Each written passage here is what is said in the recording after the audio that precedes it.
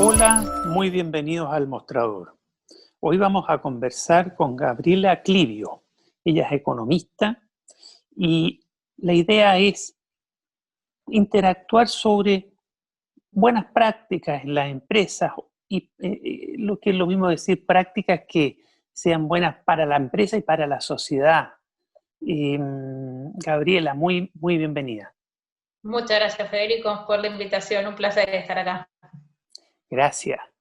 ¿Qué te parece que hablemos un poco de las buenas prácticas de las empresas vinculadas con inversiones sostenibles, con la sostenibilidad, y cómo eso trae a la larga puros beneficios? Sí, no, me parece súper interesante, quizás porque todavía acá, me refiero acá por Chile, digamos, existe o no existe el convencimiento de que el tema de lograr buenas rentabilidades por parte de inversionistas, invirtiendo en empresas que sigan buenas prácticas o que respeten temas de ESG, ¿no? Y Que sin respeten, embargo, que digo, respeten medio ambiente, que tengan buenas prácticas laborales, que no inviertan en empresas que trafican armas, ni que tienen una huella ecológica horrorosa. En fin, hay un correcto, montón de normas ahí que que me gustaría tengan que nos buenas explique un prácticas poco. de gobiernos corporativos, sí, sin duda, digo, Justamente. hay una variedad de temas, pero no existe el convencimiento absoluto todavía, quizás porque no hay posibilidad por parte de los inversionistas institucionales, digamos, o porque los inversionistas institucionales no han empujado esto, no existe un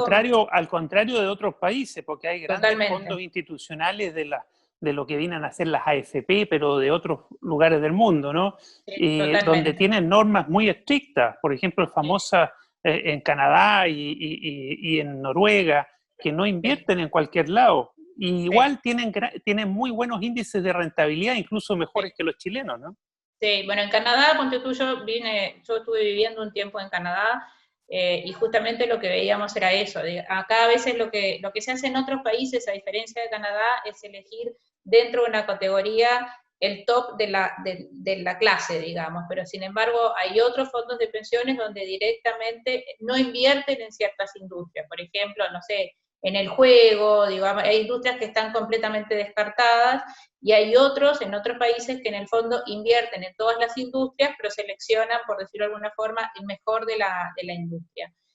Yo creo que el factor más importante en ese tema es educarse, informarse y darse cuenta que, por suerte, en este momento ya tenemos más que suficiente número de estudios que demuestran que desde el punto de vista del inversionista, empresas que cumplen con los estándares de ESG y que tienen muy buenas prácticas, logran endeudarse a costos menores, lo cual finalmente un menor costo se transforma en un gran beneficio porque la empresa termina endeudándose a un menor costo, termina pagando menos intereses, o sea, tienen muchos beneficios desde el punto de vista no solamente de la contribución al medio ambiente, no solamente desde el punto de vista de, no sé, del cambio climático, digamos, no solamente desde el punto de vista de avanzar en incorporar a mujeres y mayor diversidad en los directorios, sino que tiene beneficios para el inversionista en materias de rentabilidad. Y hoy en día, por suerte, digo, ya existe suficiente evidencia y estudios hechos a través del tiempo por varios PhDs que nos demuestran que efectivamente es así. Gabriela, vinculemos esto con el crecimiento y la labor de las empresas en el crecimiento, el empeño, el empuje que le pueden poner las empresas a que Chile, una vez superado este problema económico derivado de la pandemia, pueda volver a crecer. ¿Cuál es el rol de la empresa ahí? Yo creo que el rol de la empresa es fundamental. O sea, yo creo que lamentablemente nosotros estamos hoy en día en una situación en la cual ya estamos hablando de un PIB potencial muy bajito,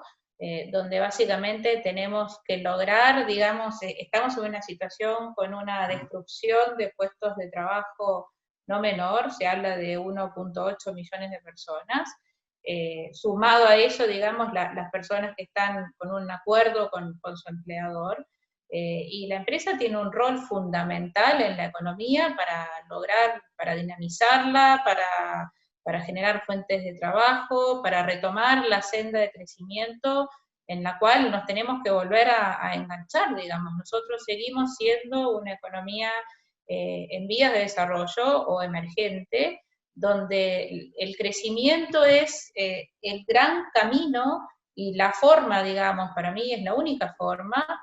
no solamente para llegar al estado de desarrollo en términos de PIB per cápita, sino para lograr una mejor situación para toda la población, que finalmente es lo que más nos importa, digamos. El desarrollo per se no es que es lo importante, lo que importa es que se generen condiciones donde, positivas, digamos, para toda la población, se genere una mejora en la calidad de vida de la población. Ahora, también me gustaría poner sobre la mesa temas como que igual hay cambios que tenemos que hacer a nivel de país, en términos de, probablemente digo, cambios de tamaño de mercado, de tamaño del Estado, digo, reducción de ineficiencias, cambios en la parte tributaria, sin duda, digamos, que nos permita tener de alguna forma una sociedad donde, una economía donde se reactive el crecimiento y volvamos a crecer a las tasas que nos van a permitir llegar al estadio de desarrollo, y cambios tributarios y de reformas, digamos, que nos permitan una sociedad más armónica. ¿Qué reformas tributarias vinculadas con las empresas te vienen a la mente? Bueno, o sea, yo pienso más que nada, digamos, en reformas que de alguna forma, lo que hemos visto en el último tiempo en Chile, digamos, y es algo que también pasa en otras economías, es un aumento de la concentración a nivel de la economía, ¿no? Hoy en día hablamos que, no sé, más o menos son 2.150 empresas las que concentran el 72% del total de las ventas. Entonces es muy importante de alguna forma brindar medidas de apoyo a la pequeña y mediana empresa que permita articular, digamos, la relación entre la pequeña y mediana empresa y las empresas más grandes, que por un tema de economías de escala hemos llegado a esta concentración en temas de venta, por decirlo de alguna forma. Me parece que hoy en día se está hablando mucho de tributos que en el fondo están mal pensados, están mal diseñados, ¿no? Se me viene enseguida a la cabeza el tema del impuesto al patrimonio, digo, donde uno sabe que en el fondo toda la teoría y toda la evidencia nos muestra que lo eficiente no es grabar un stock, sino grabar un flujo. Entonces, es claro que hay que poner ciertos tributos o eliminar ciertas exenciones para que la economía, para que sea más armónica, digamos, o eliminar, por ejemplo, ciertas exenciones que en su minuto se justificaban cuando se buscaba un desarrollo del mercado de capitales, pero hoy en día ya no son necesarias porque los volúmenes transados no las justifican, y que por obvios motivos no se han desmantelado. Entonces me parece que esos son los caminos por los que uno tiene que transitar, ¿no? Gabriela, para que vayamos cerrando esta conversación,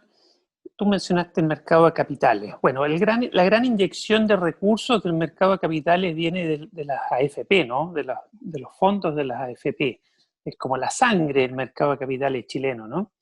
¿Qué modificaciones, qué ajustes se te ocurre ahí que son imprescindibles para que el mercado de capitales chileno pueda crecer, pueda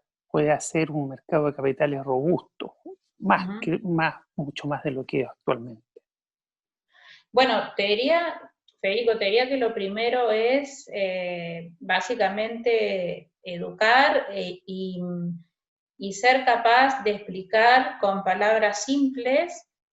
lo que básicamente no se ha logrado explicar, que es que el dinero que está en las AFPs está en una cuenta de capitalización individual, y que en materia de rentabilidad, que es el objetivo que persiguen las AFPs lo han hecho bien. Lo que pasa es que en el fondo se demoró mucho en permitir en un ambiente de tasas de interés extremadamente bajas, se demoró mucho en permitir que las AFPs invirtieran en activos alternativos, por ejemplo, que es la forma que hoy en día básicamente los inversionistas institucionales en todo el mundo están logrando tener rentabilidad interesante, que es lo que básicamente se necesita para pagar buenas pensiones. O sea, para pagar buenas pensiones en un futuro, y hoy en día mismo, se necesita buena rentabilidad. En un ambiente de tasas de interés extremadamente bajas, es muy interesante, se hace cada día más imprescindible el desarrollo de los mercados y de permitir la inversión de las AFP en activos alternativos. Esto en Chile es muy reciente, digamos, recién estamos hablando de hace un poquito más de 2 años. Ni que hablar del tema de ESG, digamos, nosotros estamos hablando, hice una especialización en Canadá en inversiones sostenibles, que es algo que básicamente hoy no está en el radar, digamos, no hay, los equipos de inversiones de las AFP recién están empezando a pensar en tener a alguien que vea, que sea responsable del asset class o de la categoría de activo, que es un activo alternativo, o sea, y estamos como, vamos muy lento con respecto a todos los cambios que hay en el mundo. Vamos muy lento en términos de permitir la inversión en diferentes tipos de activos, tener en cuenta la información nueva, incorporar, ponte tú, que las AFP pudieran invertir un porcentaje de su portafolio en Venture Capital, que hubiera una mayor liquidez, digamos, hacia cierto tipo de inversiones que además privilegien el cumplimiento con los estándares ESG. Me parece que hay mucho que se puede hacer por el lado de la innovación y el permitir a las AFP la inversión en diferentes asset classes, ¿no? Me parece que se demoró mucho en introducir cambios al sistema. Y la gran crítica del sistema es la baja rentabilidad, las bajas pensiones. Se confunde bajas pensiones con baja rentabilidad. Las bajas pensiones en parte son producto del bajo monto que se cotiza, de una vida que cada día, gracias a Dios, y gracias al crecimiento que hemos tenido durante más de 20 años, se ha traducido en un aumento de la expectativa de vida y un mayor periodo que hay que financiar con lo que se ahorra, pero en parte también de que las AFPs han invertido, básicamente no había habido una modificación a los instrumentos en los que se les permitía invertir. Te diría que casi que desde que se permitió la salida de los fondos de pensiones al extranjero, o sea, haciendo que hace mucho tiempo el asset class que más crece en el mundo es justamente los activos alternativos. De todos los instrumentos alternativos que tú mencionas en términos generales, ¿cuáles son los más eficaces desde el punto de vista de la rentabilidad, de los que se han permitido en esta última etapa? Bueno, yo te diría que igual esta última etapa está muy sucia por lo que ha sucedido de alguna forma con la pandemia y cómo eso ha afectado la rentabilidad de ciertas clases de activos. Y además, te diría que en Chile nosotros tenemos un riesgo adicional que está de alguna forma reflejado hoy en día, o como decimos nosotros, preciado en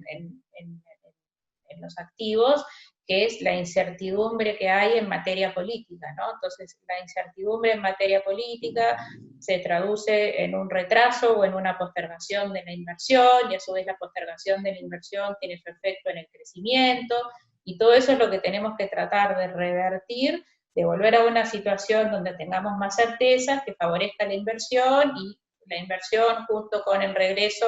de las personas al mercado laboral, digamos, nos va a permitir mejorar el PIB potencial. Te diría que en el fondo, porque lo que vemos en la bolsa local no se condice con lo que hemos visto en la bolsa de Estados Unidos, por ejemplo, que si bien en 3 semanas, en el mes de marzo, tuvo una caída de más de un 30%, a fines de agosto había recuperado todo lo que había caído, incluso estaba un poco por arriba. Entonces yo creo que, respondiendo a tu pregunta, me parece que hoy en día estamos en un ambiente con muy bajas tasas de interés. Las bajas tasas de interés se traducen sobre todo con tasas de política monetaria que están bajas y que sabemos que van a estar así por mucho tiempo, acá y afuera, porque lo ha dicho el Banco Central y también lo ha dicho la Reserva Federal, con políticas fiscales extremadamente impulsadoras de la actividad, por decirlo de alguna forma, que nos van a llevar, y que muy rápidamente, digamos, nos llevaron a tener una situación de deuda sobre PIB más complicada que lo que era históricamente. Pero por otro lado, esas tasas de interés tan bajas llevan a que toda la estructura de tasas se mueve a la baja, las tasas de descuento bajan notoriamente, y eso produce un aumento en el precio de los activos. Eso que ha pasado en Estados Unidos no ha pasado acá en Chile, entre otras cosas por la incertidumbre que hay a nivel político. Entonces, de todas formas, a mí me parece que hoy en día es difícil lograr rentabilidades interesantes en instrumentos tradicionales, si estamos pensando en renta fija por esto, y se tiene que posibilitar un aumento, que de alguna forma se posibilitó recientemente, un aumento del porcentaje para invertir en otro tipo de activos para mejorar la rentabilidad, entre otras cosas, de los fondos de pensiones, pensando en que eso se va a traducir en mejores pensiones, ¿no? Pero como te digo, no me quiero quedar, Federico, con que en el fondo el tema de las bajas pensiones es justamente solo por un tema de rentabilidad o no rentabilidad, digamos, está relacionado con una baja cotización, con un bajo porcentaje de cotización, con temas que no se modificaron en muchísimos años, y que me parece que las reformas, nos quedamos entrampados en muchas reformas, se demora mucho en hacer las reformas que se necesita para estar como up to date con lo rápido que evolucionan las variables macroeconómicas, y más los mercados de capitales, que evolucionan más rápido todavía. Muchas gracias, Gabriela Clivio, por esta Un conversación con el placer, mostrador. un placer, Que estén un placer, muy cuando bien, quieran. Un que tengan muy placer. buen día. Muchas gracias, igual para ustedes.